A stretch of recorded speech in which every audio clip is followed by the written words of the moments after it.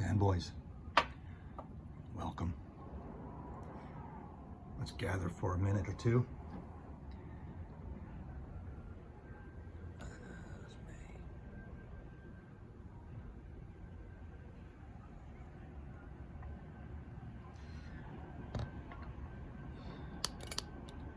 Newcomers, thank you for clicking on. It's all about you, in my view. And hopefully some of the Dior boys are here. We're talking about Sauvage, and I'm trying to get a little update on everyone on how your Sauvage feelings are today. How's it going? I have here the brand new, not released yet, Sauvage Nitro, and I'm going to talk more about this at the end of the. I'm only kidding. I've been wearing a couple of these lately, mainly the two last ones, and it's just still a very exciting story to me. I'm not a big blue fan. I never was. I wore them in the past. I didn't know what they were, but you know, they were fresh and they made you smell good, and people enjoyed them. And that was for dang sure.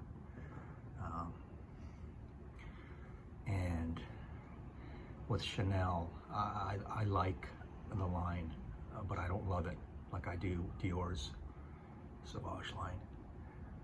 I didn't like it when I didn't own it at first when it came out, you know, and I kind of got drifted along, taken away with the anti-hype or the hype and the battering. But when I finally got a bottle, when I bought a bottle, and that was an interesting story, out of sympathy for the salesperson who gave me free bottles of La Nuit testers, I wore it, and the dry down, I never looked back. I never looked back. So yesterday I wore maybe one of my best wearings of this. So away from the nose, tiny spritzes on the chest and the shoulders. Little is best, okay? Less is more with this, the Élixir, okay? For those of you not sure. And lavender heavy, scratchy, very in your face aromatic, very aromatic, more than any one of these. So if you hate lavender, just test this, and you probably won't like this. As far as the others go, or the well, then I wore this 2 days ago, the Parfum. It's dark. It doesn't have the anise, okay, and I'll touch on that in a second. It doesn't have the licorice kind of note,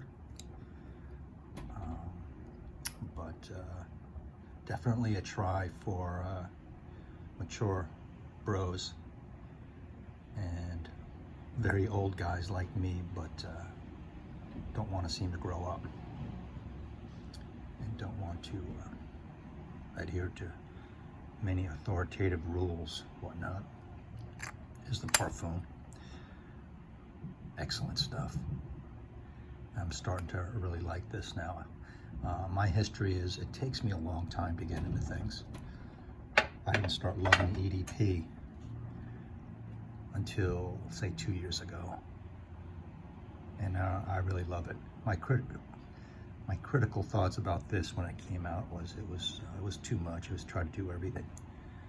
You know, it has everything crammed in there. I'm talking about the vanilla and the licorice. But if I had a gun to my head, I'd say this one gets the most reaction and out in the field.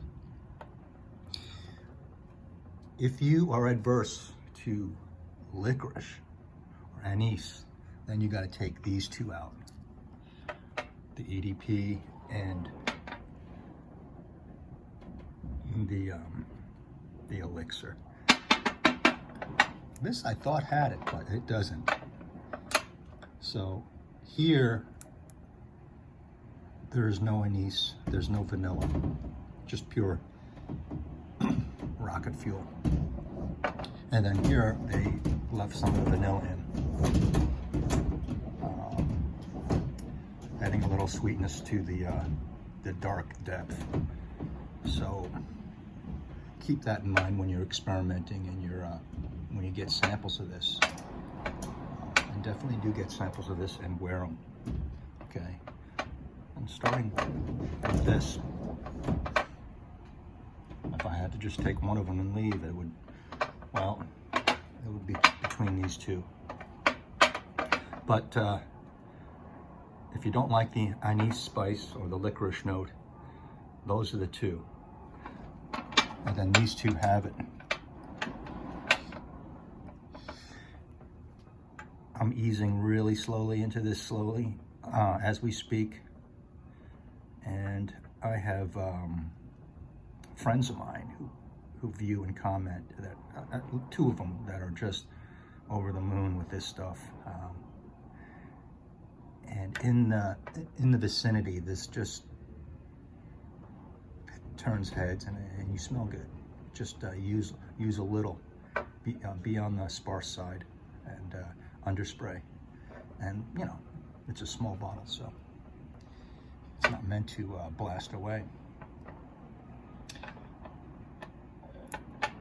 This one any time of day, but I don't know, it kind of singles nighttime, and maybe more introverted, yeah.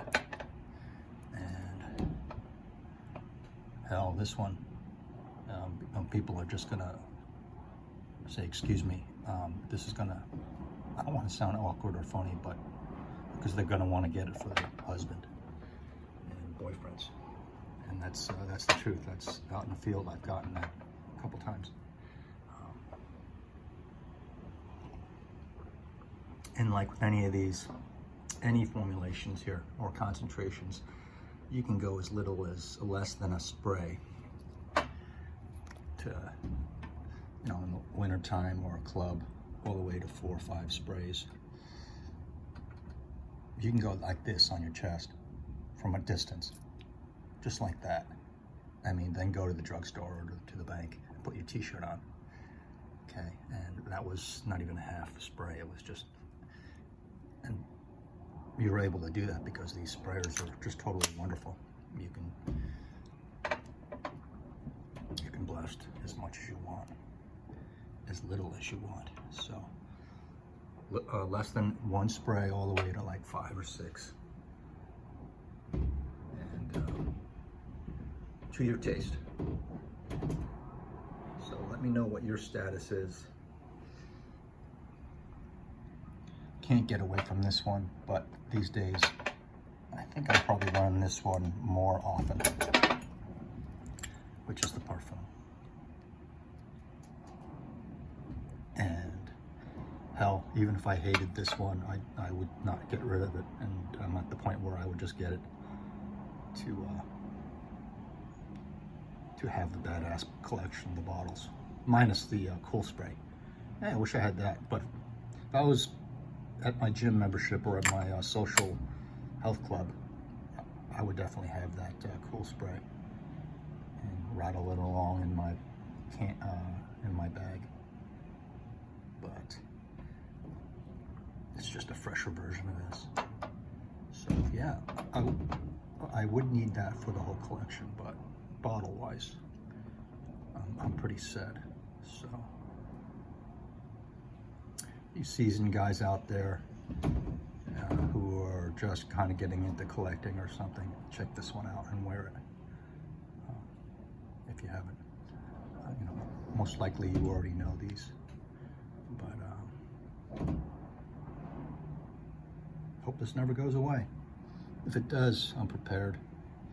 You know, can you imagine what it was like back in the, what, 20s or something?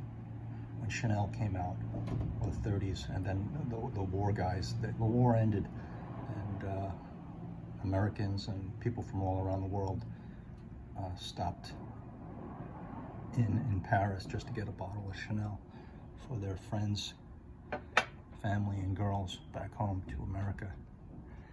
I mean, That was a frenzy. That was a hype. Can you fault them for that? It's still around. It's still a classic. So it's you know, something that's overhyped or over popular. There's a reason why. So quick take on Dior Sauvage status.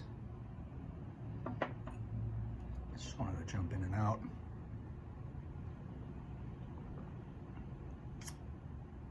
Still in the game. Thanks a lot. Talk to you later.